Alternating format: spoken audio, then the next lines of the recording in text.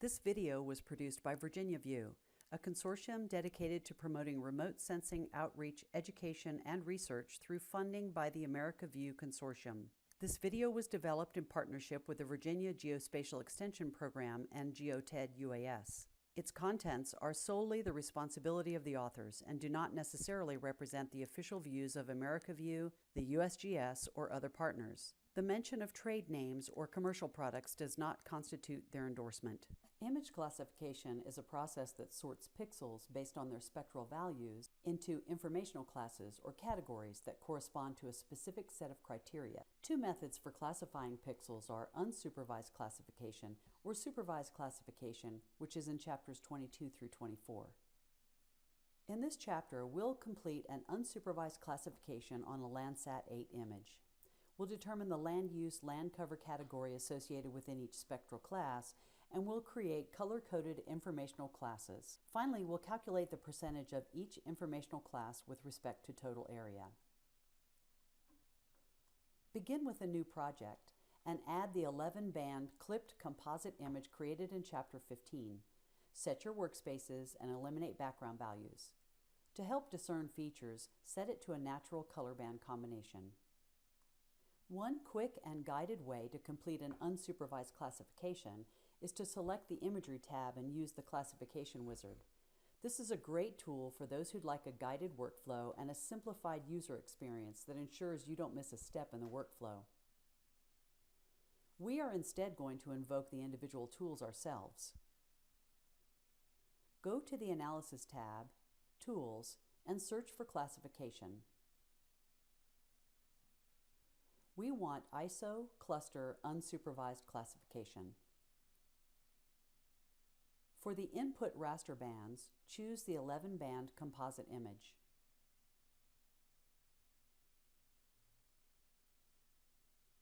Give your output classified raster a meaningful name and leave the defaults for the minimum class size and sample interval. Each class consists of a range of spectral values. The number of classes refers to the number of categories that spectral values will be assigned to.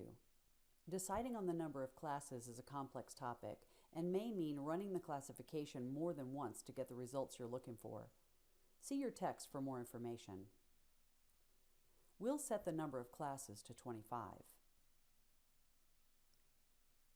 Now select Run at the bottom.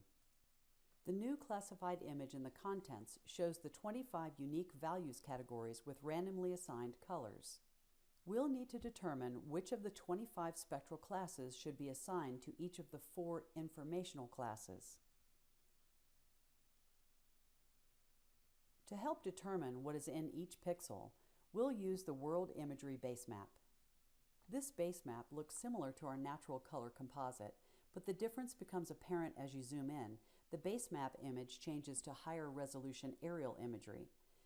We'll swipe between the classified image and the base map to identify the content of pixels and help us assign to an informational class.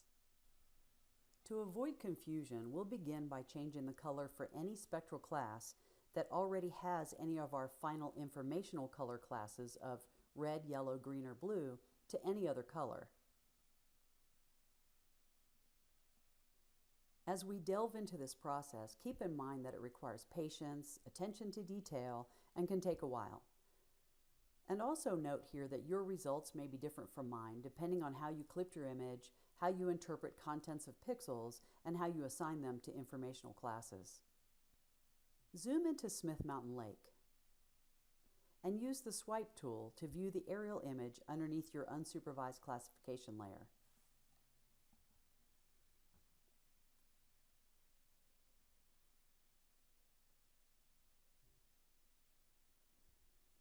Let's start by changing spectral classes for those that we can easily identify.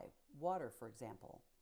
Water is symbolized as blue, so to determine a pixel value, just click on a classified pixel in the lake. Note that we are switching back and forth between the swipe and the identify tool. You can also just turn the layers on and off if you like. In the contents, find that value under the layer name and change its symbol to blue. Water pixel spectral values will be assigned to blue. Let's continue with the water theme by finding the rivers in the Roanoke and Radford areas and change their colors to blue if needed. Following the blue water northwest out of Smith Mountain Lake, find Roanoke. Be careful as you make decisions to change pixel color, since we only have 25 spectral classes. Mountain shadows can mimic water.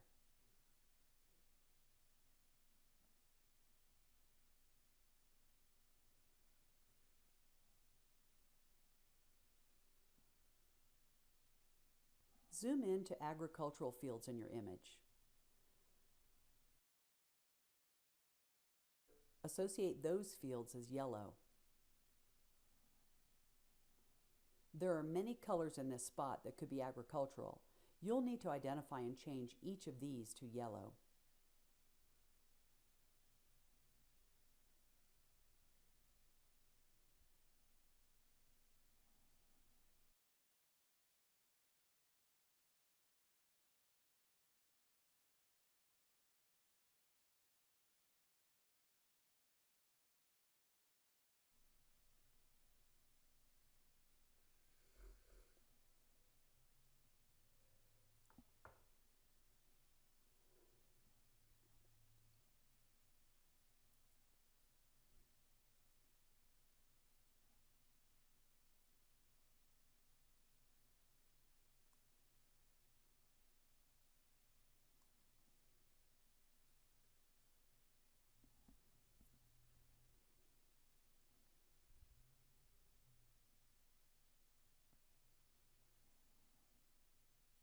Now zoom into Roanoke.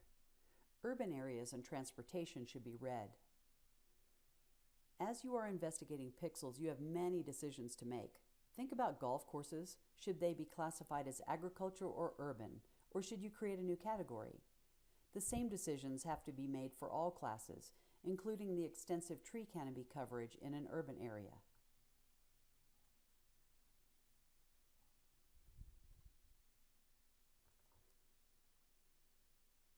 When you're finished, all 25 spectral classes will have one of the 4 informational class colors. Zoom out and view the overall image.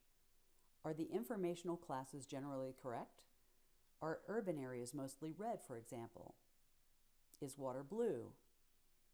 Do you have any blue areas within the mountains that are not water? Remember, those can be mountain shadows. You can zoom way in and spot check your results, but it's not necessary to do a complete accuracy assessment of all 25 categories. An accuracy assessment will be covered in the final chapter of this book, chapter 25.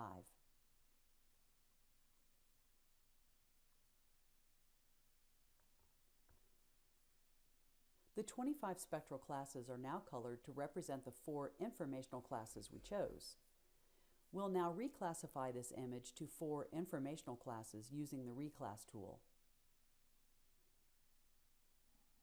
Select the Analysis tab, Tools, and search for Reclass.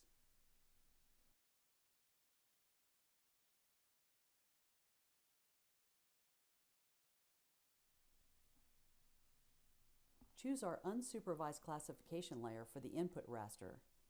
You'll see all 25 original classes in the reclassification table under the Value column. Using the symbology of the 25 classes as a guide and our informational classes, we will change each of these old values to new ones. For example, any value with a blue color in the layer symbology will be assigned a new value in the reclassification table. Go ahead and make these changes for all 25 values.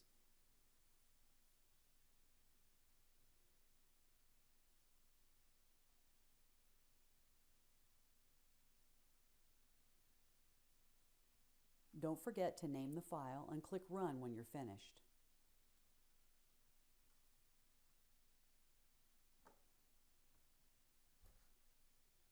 As usual, ArcGIS Pro assigns random symbology colors. So go to Symbology and change the color scheme to our red, green, blue, yellow scheme. And under the Label column, click in the box for the row and type the informational class name. Now that the pixels have been reclassified to 4 classes, the percentage of pixels that fall into each class can be easily calculated. Right-click on the Reclass layer and open the attribute table. This table provides the number of cells, count, in each informational class.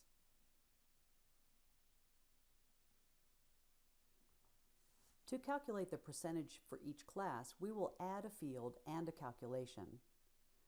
First, select Add to add a field. Then name the field %.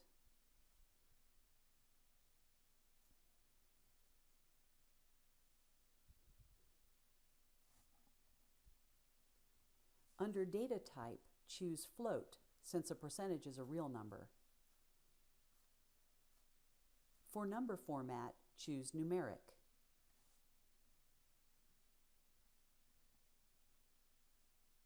And 2 decimal places should be sufficient for a percentage.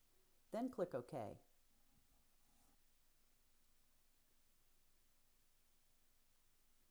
We need to save this new field, so click Save at the top. The calculation of percentage for each row should be count divided by total times 100. We do have count for each row, but how do you get the total number of cells? If you know the number of rows and columns in your image, you can just multiply those. Or you can right-click and choose Statistics for the Count field. There you will find the total for count. Once you have that number, you can calculate the field. Select the % field name, then click the Calculate button. Fill in the dialog box under %equal as follows.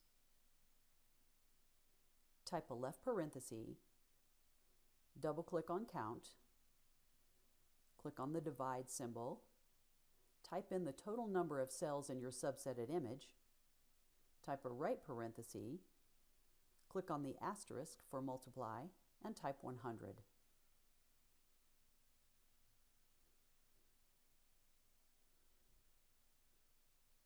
Now click Run. The new field now shows the percentage of the total for each informational class. This completes the process of unsupervised classification of a Landsat 8 image.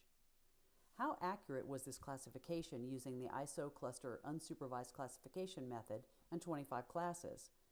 That's assessed in the last chapter of this book, Chapter 25, Accuracy Assessment.